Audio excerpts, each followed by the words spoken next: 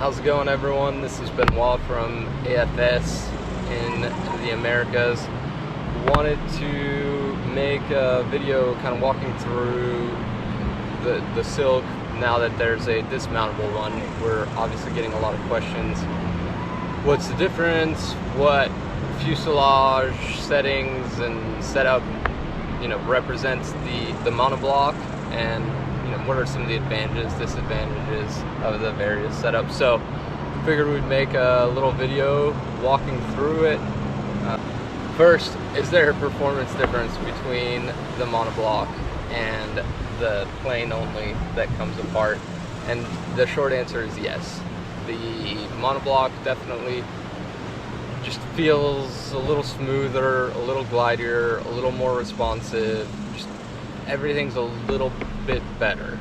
And now that doesn't mean that the Silk that comes apart isn't any good. It's just that there is a slight performance difference if you're going back to back with them. For those of you that are traveling, I think, and in the customers that I've spoken to that have gone back to back, the practicality of having it being dismountable for travel, it outweighs the cons. So the performance difference is not so big that someone would hinder their travel with the monobloc. That being said, I think the other huge advantage of the plane only is the price point, right? If you just recently came on AFS and you started with the Enduro, well, you've already got your fuselage, and so just getting a Silk plane is a lot more affordable than getting the Silk monobloc. So in addition to performance, that's definitely, I would say that maybe even ahead of performance, that's what's weighed on us at AFS is being able to hit a better price point with the dismountable. That's a pretty massive advantage for consumers, and we're cognizant of that and definitely want to respect it. Before we get into the performance differences, let's talk about the two fuselage lengths. So at AFS, we call one the standard and one the short. The difference between the two happens in front of the mast. The distance between the front of the mast and the front of the foil is what changes between the short and the standard. The back length is the same. The positioning of the two stabilizer positions is the same on both fuselages. The only difference happens in side by side. Here you can see that distance difference there, and it's about an inch. We have the exact measurements in centimeters up on the website. What does that difference make and mean? Generally, the responsiveness of the short is higher, right? Because the distance that your energy has to travel to get to the foil is shorter. So that is in turn going to make it more responsive. On the downside, it can feel too responsive at higher speeds. I was recently in some pretty big conditions. I'd actually set up the Silk 850 on a short fuselage, and I kept blowing up. I didn't have the skills necessary to adjust the pitch appropriately. And so I think at higher speeds, the short is definitely a more advanced feature. Now at lower speeds, that extra reactivity means better control, right? So I think if you're prone foiling small waves, if you're wake foiling, if you're wing foiling in light air in the waves, and you want to dial up that maneuverability, those are all situations where the short makes sense. I think short versus long is almost more a speed range. What's your average speed range? And if it's on the lower end of things, the short probably makes more sense. If it's on the higher end, I think the standard is probably going to feel. It leads us to the next part. Why are there performance differences between the monobloc and the dismountable? And the broad general answer is that every connection type has limitations, and that causes construction limitations and has an impact on performance. And that's across every brand, right? I think we all strive to have the smallest, smoothest, strongest, most responsive, we'll just say the best connection, right? But everyone's connection has its own issues and dynamics that a designer has to work within. So obviously the monobloc removes a lot of those limitations. And so when you look at the two side by side, it quickly becomes apparent where those differences pop up, right? The connection is a little thicker, it's a little wider. The fuselage itself is a little thicker and a little wider. And, I think that pretty quickly explains why the monobloc feels a little glidier, a little smoother, a little lighter in the water, right? You've got less wetted surface, and fundamentally that's a pretty straightforward answer as to why things are better. And then you go to the bottom here, and again, just a nicer, smoother, cleaner finish, and a smaller surface area, and thus a smaller wetted surface. So that's the easy answer as to where you're getting the performance differences.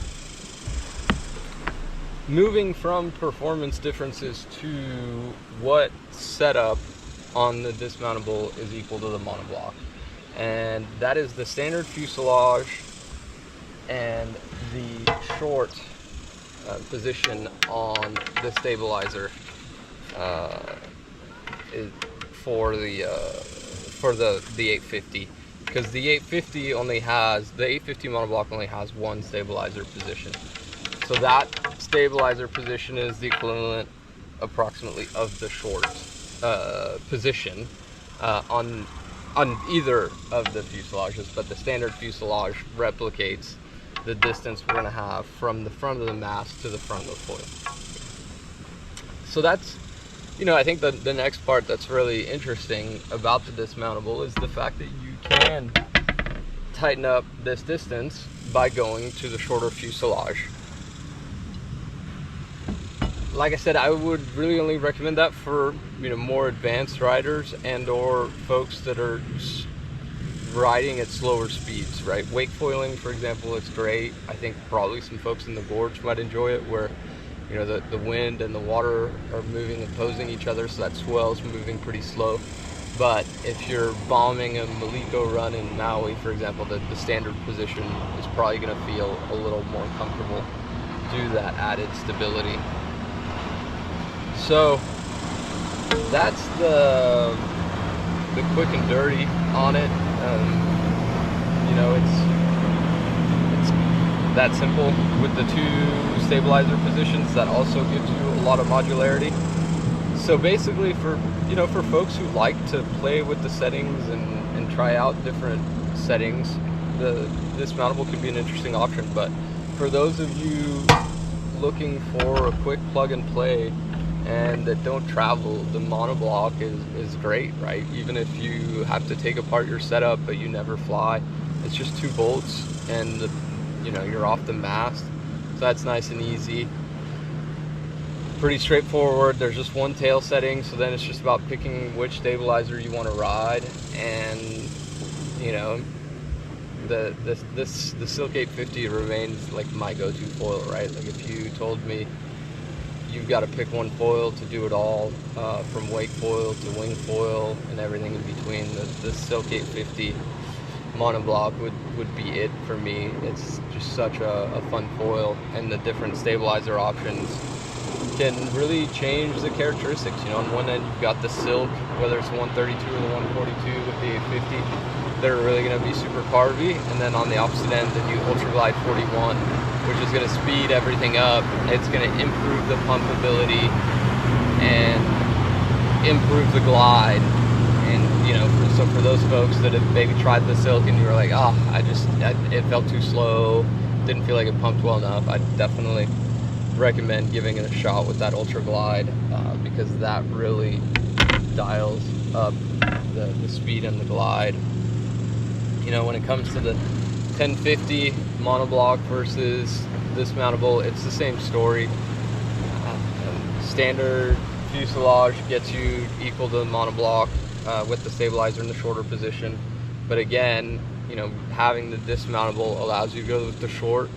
I think for, you know, for the folks in the US, people in the Gulf Coast and the Southeast that are surfing smaller waves, and the 1050 on the short fuselage is probably going to be a lot of fun because, you know, you've got that bigger surface area for the smaller waves, but you're going to have that short fuselage to help dial up the maneuverability and, you know, make the Silk just that much carbier.